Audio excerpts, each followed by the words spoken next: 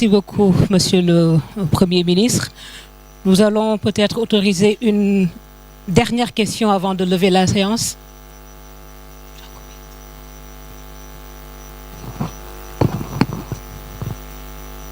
C'est côté qui a insisté. Une question donc pour Madame et on s'en arrêtera. Bonsoir, Mélanie Sambou Walfadjri. Ma question c'est pour le Premier ministre Ousmane Sonko.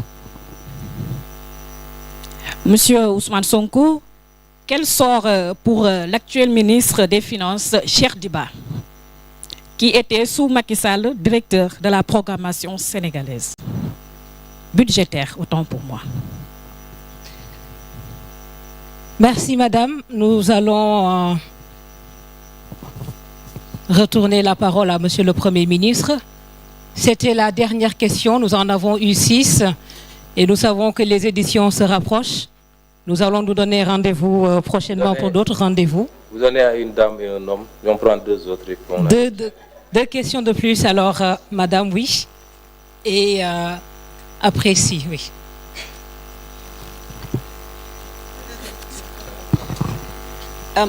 Merci beaucoup. C'est Aïssatou Diop du quotidien LAS. Merci beaucoup à Monsieur le Premier ministre et à votre gouvernement de l'opportunité que vous nous donnez aujourd'hui. Un exercice à saluer et nous vous exhortons à le perpétuer.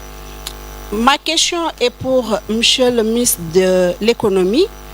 Vous avez parlé de la volonté de l'État du Sénégal de réduire la dette de 83 à 70%.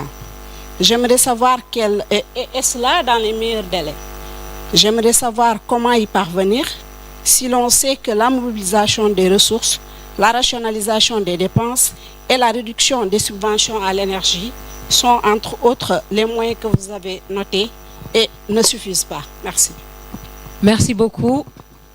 Alors, Monsieur Si de l'autre côté, Pape Si de l'autre côté de l'APS pour la dernière question.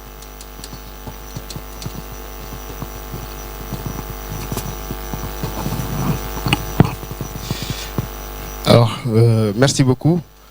Alors, dans le cadre de la reddition des comptes, le Forum civil a alerté ce matin pour dire que la justice avait besoin de temps pour faire son travail. Et on soupçonne une volonté de musellement d'opposants engagés dans la course législative. Qu'en pensez-vous? Voilà donc les 3 questions de plus. Monsieur le Premier ministre, je vous cède le micro. Merci. Merci. Pour la dernière question, je pense que, comme je dis, nous restons focus sur le point de presse et tous les acteurs sont libres d'apprécier ce qu'ils disent n'engage que. Je crois que le ministre de la Justice a déjà suffisamment répondu pour qu'on ait à épiloguer davantage sur cette question. Pour la première question, j'avoue que je n'ai pas trop bien compris, sauf à établir une responsabilité directe du ministre que vous avez cité tout à l'heure. Et je ne vois pas en quoi son nom est engagé dans cette affaire. Quand il sera établi une responsabilité particulière, évidemment, nous verrons. Mais si vous savez bien comment fonctionne l'État et comment les responsabilités sont exercées sur la chaîne hiérarchique, je crois que cette question ne serait pas posée. En tas de cause, je l'ai dit et je le redis, nous ne sommes ici pour protéger personne. Même si on découvrait des faits concernant Ousmane Sonko avant sa radiation des impôts et domaines, il faudrait qu'il en réponde. C'est comme ça que nous fonctionnons ici. Je vais laisser au ministre des Finances le soin de répondre à la question qui lui a été posée. Je vous remercie, Monsieur le Premier ministre.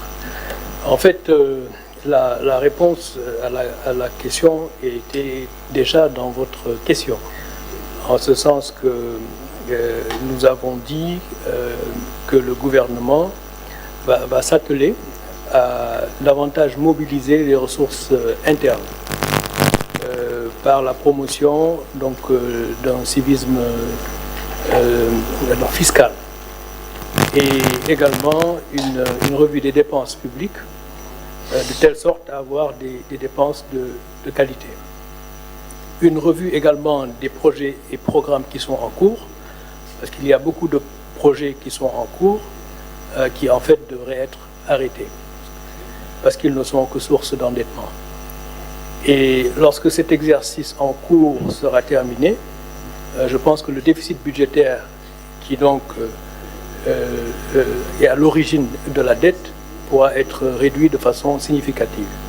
C'est la raison pour laquelle je disais tout à l'heure que la signature donc, du Sénégal dépend d'une trajectoire, une trajectoire crédible. Donc un déficit budgétaire réduit et une trajectoire de réduction de la dette donc, crédible nous assurera donc une signature que nos partenaires apprécieront. Donc la réponse à votre question, c'est que le déficit budgétaire sera réduit et la dette sera dans une trajectoire descendante. En termes de chiffres exacts, lorsqu'on aura fini de faire le travail dont je vous ai parlé, cette trajectoire vous sera présentée. Je vous remercie. Je vous remercie tous pour avoir participé à ce point de presse. Je présenterai mes excuses aux uns et aux autres, ceux qui voulaient poser des questions qui n'ont pas pu le faire, ceux dont les questions n'ont pas été suffisamment répondues. Ce n'est pas une volonté d'être discourtois de ma part, mais nous accordions beaucoup d'importance à ce point de presse pour que les Sénégalais comprennent. Et qu'est-ce qu'il faudrait comprendre de ce point de presse? C'est que, le gouvernement sortant a menti aux Sénégalais pendant des années sur quasiment tous les indicateurs, mais en l'occurrence ici, sur tout ce qui concerne la dette, le déficit et le surfinancement. Que le gouvernement sortant a traficoté, a manipulé les écritures publiques pour pouvoir faire passer cela et continuer à être attractif auprès des partenaires et des bailleurs. C'est des faits extrêmement graves. Ce qu'il faut retenir, c'est que, malgré tout, une bonne partie des ressources issues de ces manipulations n'a pas été orientée vers sa destination. Et que dans les jours à venir, et c'est pourquoi certaines des questions qui ont été posées ici seront répondues très amplement, dans les jours à venir, vous aurez régulièrement à faire face à des membres du gouvernement, ministres, directeurs généraux, au ministère de la Justice sur les questions qui relèvent de lui, pour vous éclairer par rapport au traitement d'un certain nombre de choses et par rapport à ce qu'on a découvert. Au moment où je vous parle, il y a plusieurs dizaines d'audits qui sont en cours de la part de l'inspection générale d'État et de la Cour des comptes, de l'inspection des finances également, et même les audits internes qui sont lancés. Beaucoup de choses à mi-étape pour certains. Ce qui est découvert est particulièrement préoccupant. Et le moment venu, vous serez édifiés. Mais ce qu'il fallait retenir aujourd'hui, ce n'est pas ces questions-là. C'est particulièrement la situation financière et budgétaire que nous avons trouvée sur place et dont il faudra tenir compte à plusieurs titres. D'abord pour la construction du référentiel, parce qu'il faut une situation de référence. Nous étions en train de partir sur un déficit de 4,9. Nous étions en train de partir sur un taux d'endettement de 73,7. Et nous nous rendons compte que nous avons 10 de déficit et 83,7 de dette. Évidemment, la conception du référentiel doit prendre en considération ces aspects-là.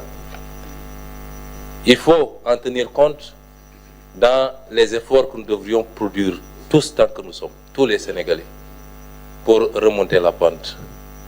Il faudrait en tenir compte dans la nécessaire reddition des comptes, la situation des responsabilités. Évidemment, il faut en tenir compte sur un aspect qui relève encore pour partie de l'incertitude, c'est-à-dire quelle sera l'attitude et le comportement de nos partenaires. Et en fonction de cette attitude, il nous faudra plus ou moins avoir à compter beaucoup plus sur nous-mêmes. Et ça, c'est extrêmement important. Et cet exercice que nous voulions partager avec les Sénégalais, mais tout en les assurant, leur donnant la garantie, comme l'a dit le ministre, il n'est pas en train de banaliser la situation que nous avons trouvée sur place. Elle n'est pas banale. Mais nous avons été élus pour justement trouver des solutions, quelle que soit la gravité de la situation que nous trouvons en place. Et nous pouvons assurer le peuple sénégalais que nous allons, avec lui, ensemble, pas à pas, trouver ces solutions et définitivement en finir avec cette façon de gérer l'État, avec cette façon de conduire le destin de la nation. Et si cela a été bien compris, nous considérons que ce point de presse aura été utile pour le Sénégal. Je vous remercie.